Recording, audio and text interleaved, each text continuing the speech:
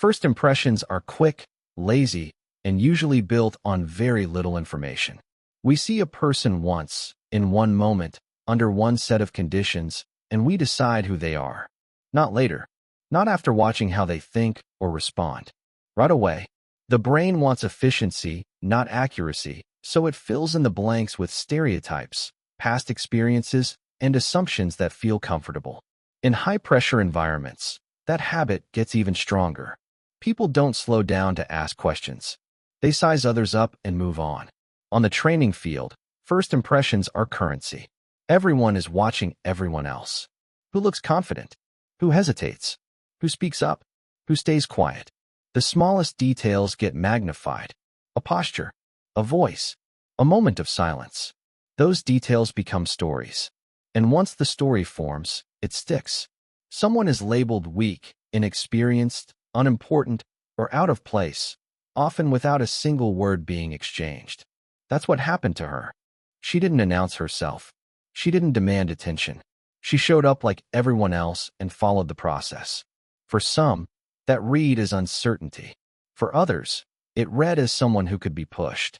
The group didn't think they were doing anything unusual. They believed they were responding appropriately to what they saw.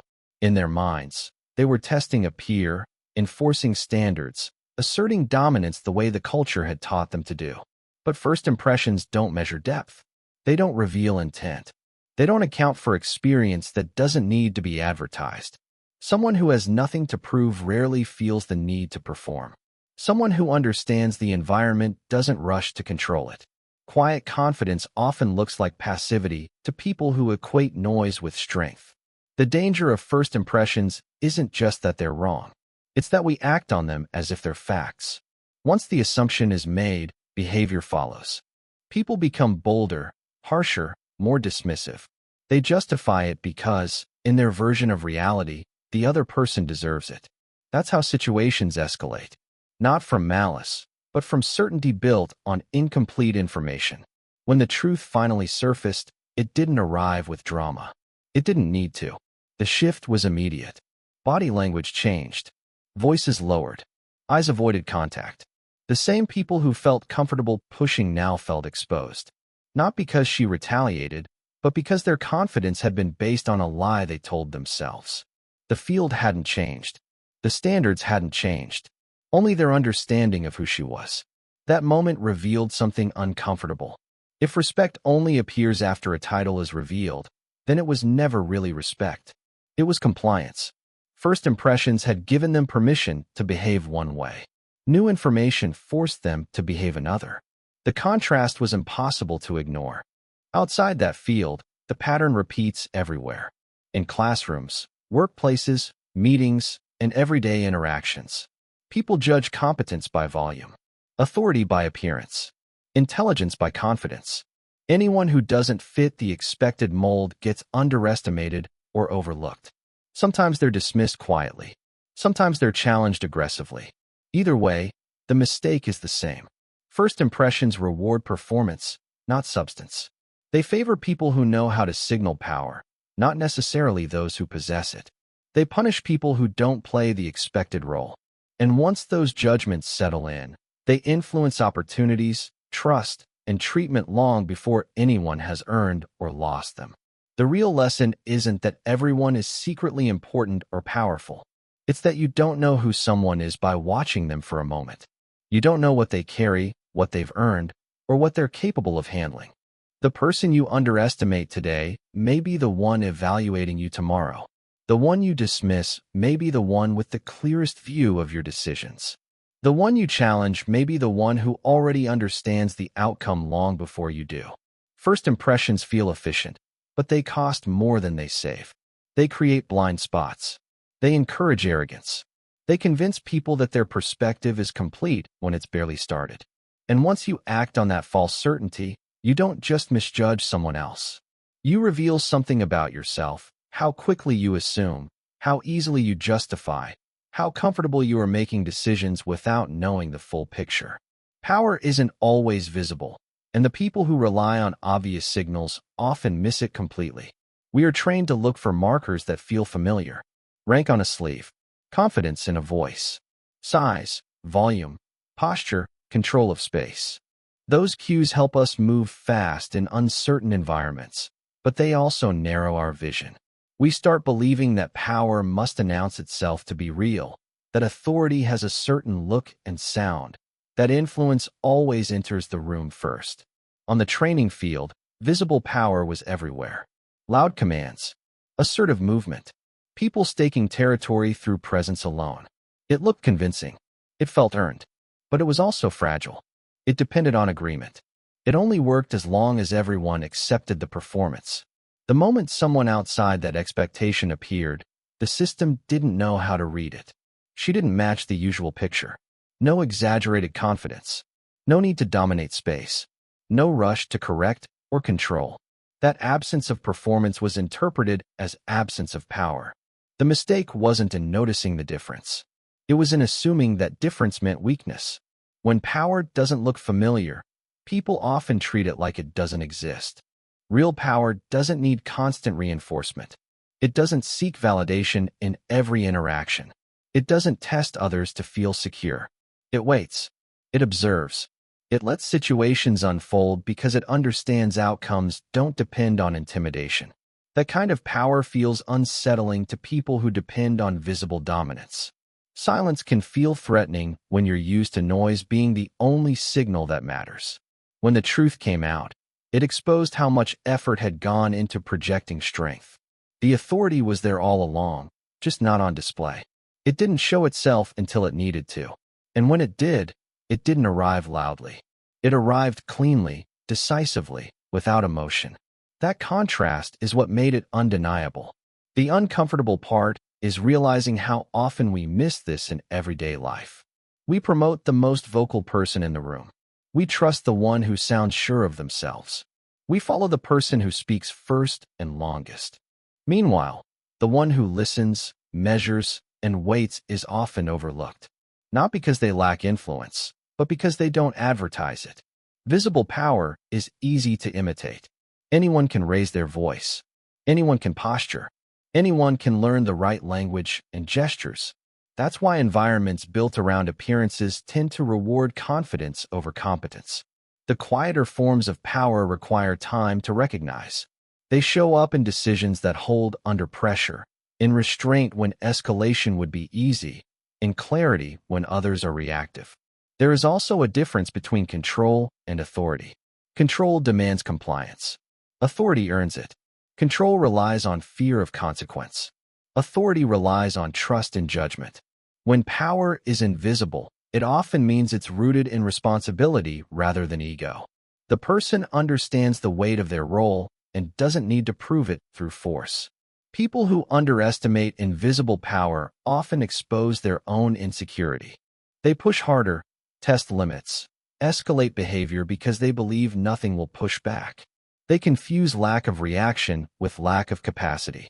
By the time they realize the mistake, their behavior has already been observed, measured, and remembered. The training field was just one setting. The same dynamic plays out in boardrooms, teams, families, and communities. Someone speaks softly and gets ignored. Someone else fills the silence and gets followed. Over time, decisions get shaped by the loudest presence, not the wisest one. And when things fail, people are surprised to discover who actually had the authority to intervene all along. Understanding that power isn't always visible changes how you move through the world. You become slower to judge and quicker to observe. You stop mistaking performance for substance. You treat people with baseline respect, not because you fear what they might be, but because you accept that you don't yet know. Invisible power doesn't demand recognition, but it always registers how it's treated. Respect should come before rank, but many people reverse the order. They wait to see a title, a badge, a position, or some visible proof before adjusting their behavior. Until then, respect feels optional, conditional, something to be earned through status rather than extended as a baseline. That mindset turns respect into a transaction instead of a principle. On the training field, rank mattered, but it wasn't always visible. Without clear markers, people filled in the gaps themselves. They decided who deserved deference and who didn't based on confidence, familiarity, and group dynamics. Once those judgments were made, behavior followed.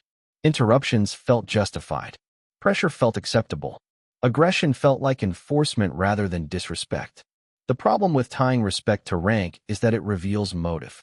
If respect only shows up after authority is confirmed, then the behavior before that moment was never neutral. It was a test, a calculation. People weren't being themselves. They were waiting to see how much they could get away with. When rank finally appeared, the sudden shift in tone didn't demonstrate professionalism. It exposed opportunism. True respect doesn't depend on knowing who someone is. It depends on how you choose to act when you don't. It shows up in restraint, in listening, in how space is shared, in how disagreement is handled. Respect is visible long before hierarchy enters the picture. It's not about submission. It's about recognizing another person's humanity and agency regardless of their position. When respect is withheld until rank is revealed, environments become performative. People behave strategically instead of ethically. They adjust their conduct based on perceived power rather than shared standards. That creates a culture where everyone is constantly assessing, posturing, and protecting themselves. Trust erodes because no one believes they are being treated honestly. The moment her role became known, behavior changed instantly. Voices softened. Physical distance increased. Language became careful. The same actions that were acceptable minutes earlier suddenly felt inappropriate. That contrast said more than any reprimand could. It showed that people knew where the line was all along. They just chose not to honor it until consequences became real. Respect that is enforced by rank is fragile. It disappears the moment authority leaves the room. Respect that exists before rank remains even when no one is watching. That distinction matters in high-stakes environments where supervision is limited and decisions are made under pressure. You don't want people behaving well only because someone important is present. There's also a cost to those who rely on rank to generate respect. They never know whether compliance is genuine or performative. They are surrounded by people who adjust their behavior but not their values. That creates blind spots. Feedback becomes filtered. Problems go unspoken. Loyalty becomes shallow. When respect is the default, rank becomes functional rather than symbolic. Authority is used to coordinate, not dominate. Disagreements can happen without personal attacks. Corrections can be made without humiliation. People don't need to prove themselves through aggression because their baseline treatment isn't in question. Outside the training field, the same pattern shapes everyday interactions. People are kinder to those with impressive titles, more patient with those who seem influential, more dismissive of those who appear junior or unfamiliar. Over time, this reinforces inequality in voice and opportunity. It teaches people that dignity is something granted from above rather than practiced by all. Respect before rank requires discipline. It means resisting the urge to categorize people too quickly. It means behaving consistently even when there's no immediate reward. It means understanding that how you treat someone when you think they have no power is a clearer measure of your character than how you act when power is obvious. In environments where respect comes first, rank still matters, but it doesn't define worth. Authority can be exercised without fear. Accountability can exist without hostility. And when roles are finally revealed, there are no sudden shifts in behavior, no awkward corrections, no quiet embarrassment, because nothing needs to change. Testing others can feel like a way to establish standards, but more often it exposes the person doing the testing. People justify it as toughness, as culture, as preparation. They say pressure reveals truth, that friction builds strength. Sometimes that's valid. More often, it's a cover for insecurity, ego, or the need to assert control. The act of testing becomes less about readiness and more about dominance. On the training field, the testing didn't start with clear objectives. It started with assumptions. Someone looked like an easy target. Someone didn't signal authority the expected way. That was enough to invite pressure. The escalation felt normal to those applying it. They believed they were doing what the environment demanded. They didn't stop to consider whether the test was appropriate or who had the right to administer it. When you test someone without understanding your role, you aren't measuring them. You're advertising your own limits. You show how you handle uncertainty. You reveal how you respond when hierarchy is unclear. You expose whether you default to curiosity or control. In that moment, the focus shifts. The person being tested becomes the observer. There is a difference between structured evaluation and informal testing. Real evaluation is deliberate. It has criteria, boundaries, and accountability. It's designed to measure specific capabilities. Informal testing is reactive. It's driven by emotion, bias, and group dynamics. It often escalates because there's no clear endpoint. The tester keeps pushing until they feel satisfied, not until anything meaningful is learned. Testing others without authority also creates false confidence. If the person being tested doesn't push back, the tester assumes success. They mistake restraint for weakness. They read professionalism as submission. That misinterpretation encourages further escalation. By the time the truth surfaces, the tester has already crossed lines they didn't realize were there. When her role became clear, the test flipped instantly.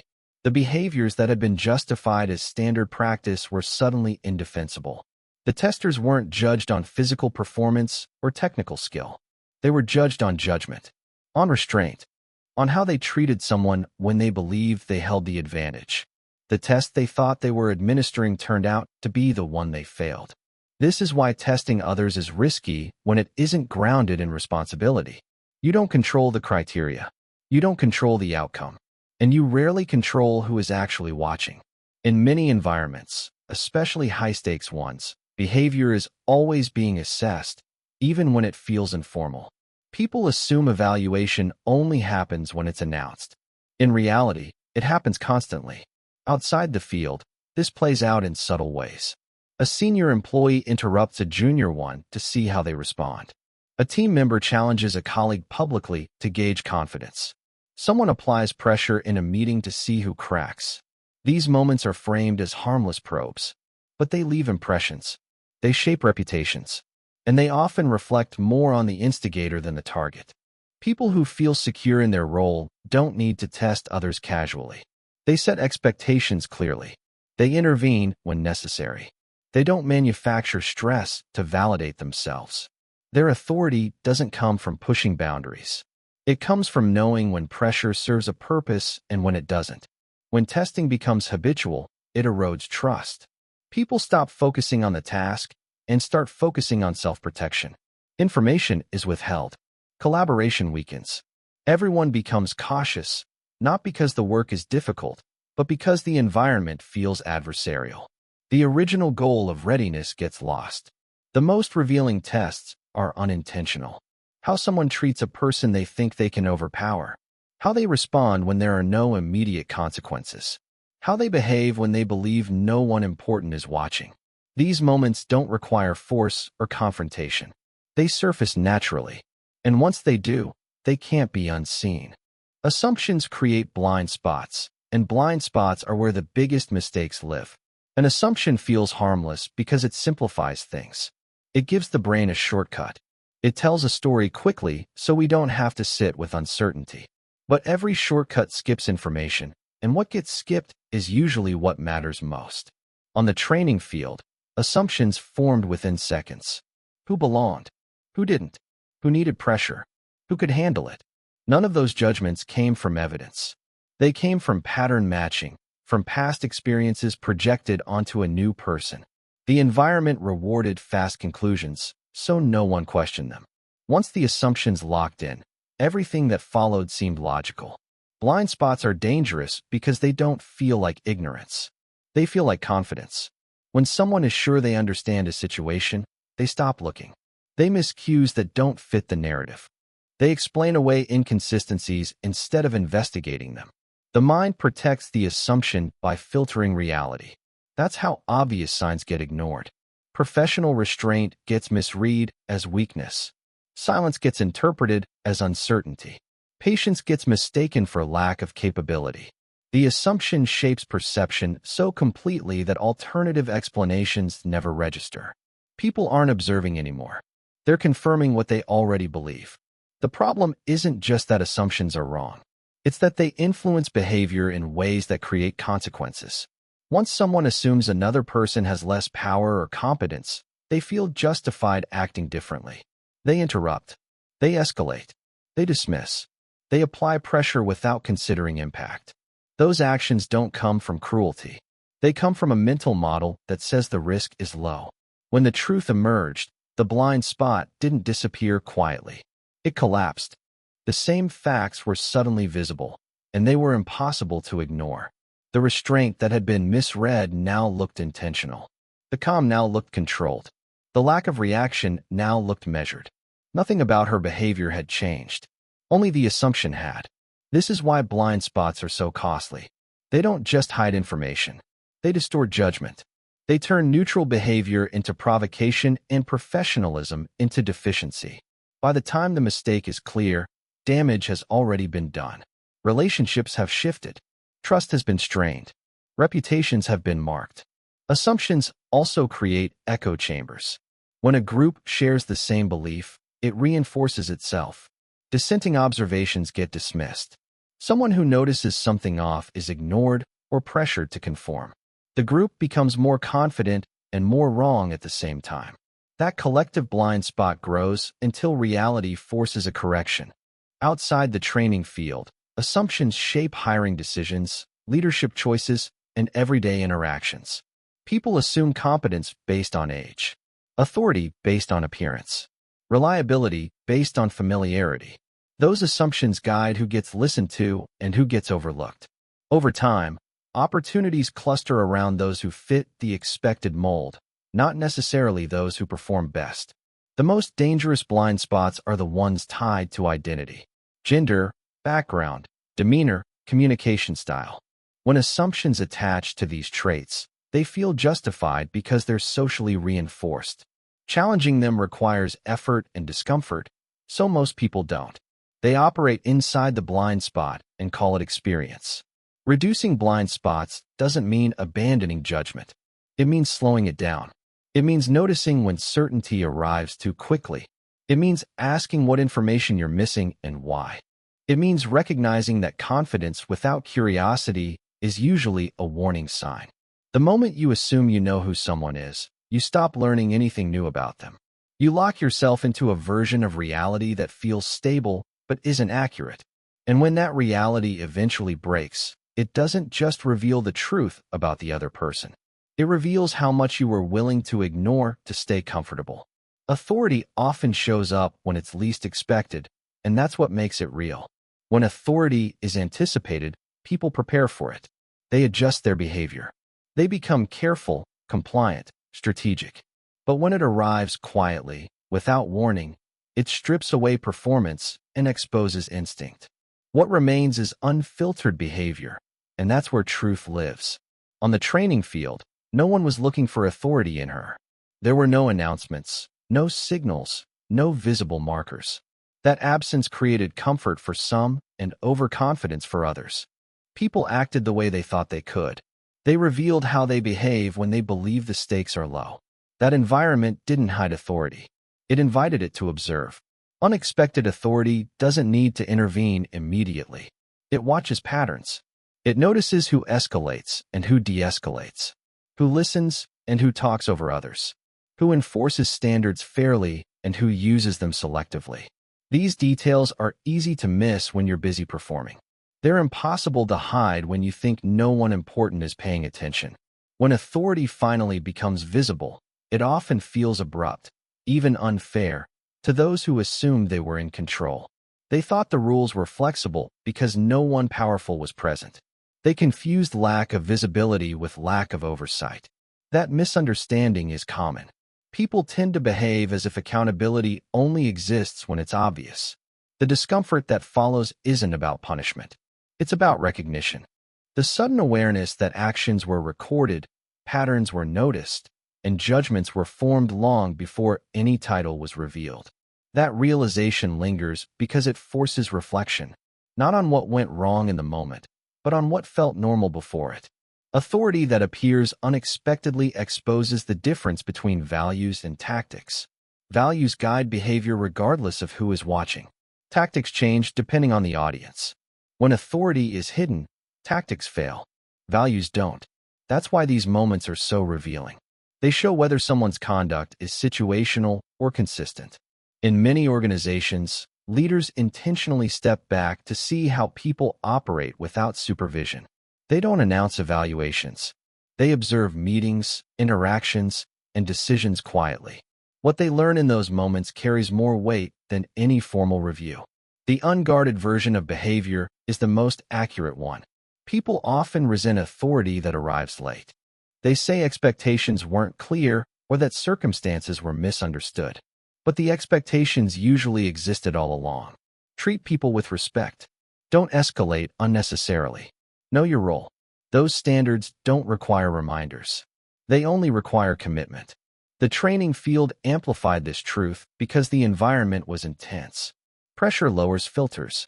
Stress accelerates default behavior. Under those conditions, people don't rise to their ideals. They fall to their habits. Unexpected authority doesn't create those habits. It reveals them. This concept extends far beyond that setting. Cameras are installed, but not always monitored. Managers listen more than they speak. Clients observe how problems are handled, not just how solutions are presented. Parents notice tone more than words. Authority is often present in forms that aren't immediately recognized. When people assume authority must announce itself, they treat ethics like a performance. They do the right thing when it's visible and adjust when it's not. That approach eventually fails because authority, in one form or another, always appears. Sometimes as a person, sometimes as a consequence, sometimes as a moment that can't be undone. The most effective authority doesn't seek to be seen. It seeks to understand. It doesn't rush to correct. It allows space for truth to surface naturally. And when it finally speaks, it doesn't need volume or force. The weight of observation does the work. Knowing that authority can show up at any time changes behavior. It encourages consistency. It shifts focus from impression management to integrity. It reminds people that the way they act when they feel unobserved is the truest measure of who they are.